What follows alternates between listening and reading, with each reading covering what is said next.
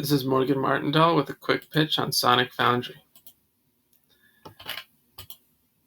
So Sonic Foundry does lecture capture software, hardware, and services.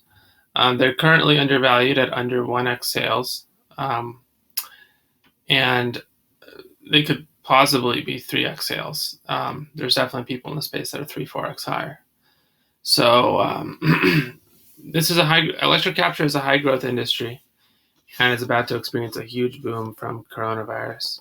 And this company has 70% gross margin, so they can do really well from here.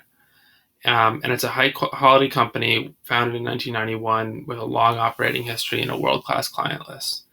So it's a very interesting situation.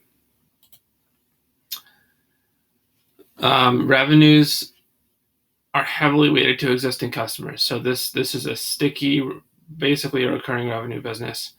Even to the extent like only a little over 50% is recurring, as long as it's mostly existing customers, then there's still a recurring nature to it, even if it doesn't happen every year.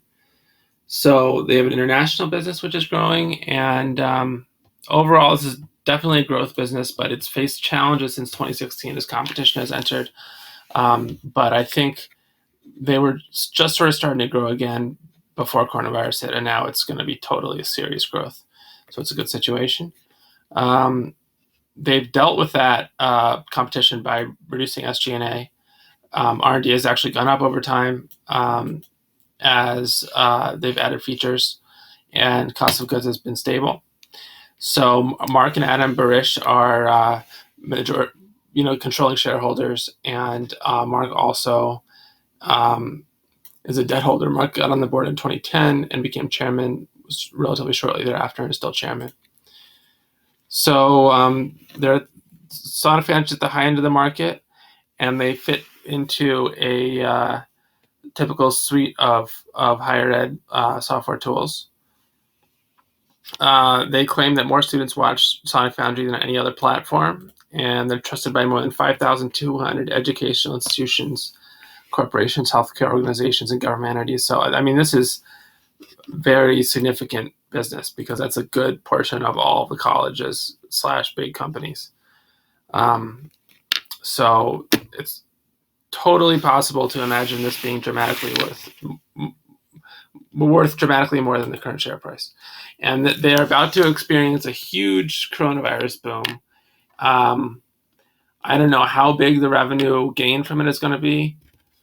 I'm sure it's going to be more than 10%, probably more than 20%. I guess 25% because they'd probably grow 5% without coronavirus. And coronavirus probably doubles the total addressable market or triples it.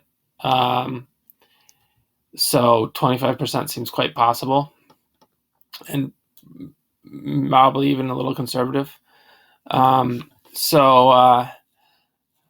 remember, this industry is growing 30% in general. So the 1 year when coronavirus happens, this company can definitely grow 25% because it's just the industry is growing 30%. So with 25% growth, all of a sudden this company is like very profitable compared to the current price. And these customers definitely have ability to pay. So there's a pretty good chance this company will be sold. Mark and Adam are near retirement age. The investment bank Silverwood has sold 2 of their divisions before. Lots of costs that an acquirer can remove, and there's going to be significant profitability from COVID. And there's many possible acquirers, and this is a high quality company with high quality relationships. So, what price? What's a reasonable price target? So, you can look through some math that I've outlined here. Imagining $5 million pre-tax, and this company is not going to pay taxes anytime in the next few years. So, maybe 12x that is a $7 and $8 stock. 12x could be conservative, especially if it looks like they're going to grow at over 10% for a few years, which is totally possible. It's probably conservative, earnings multiple. Or 2x sales would be a $10 or $11 stock, also totally reasonable. Now, if an acquirer has a lot of synergies, they could probably pay more than $90 million, which would be $12. But really, there's none of this is a blue sky scenario. The blue sky scenario is like somebody thinks that this is going to grow at 20% per year for the next 5 years, and they have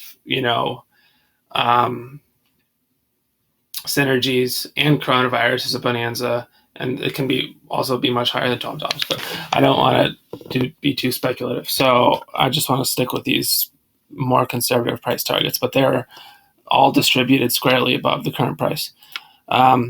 So that's Sonic Foundry here. I think it's a super interesting situation. And thank you for your time.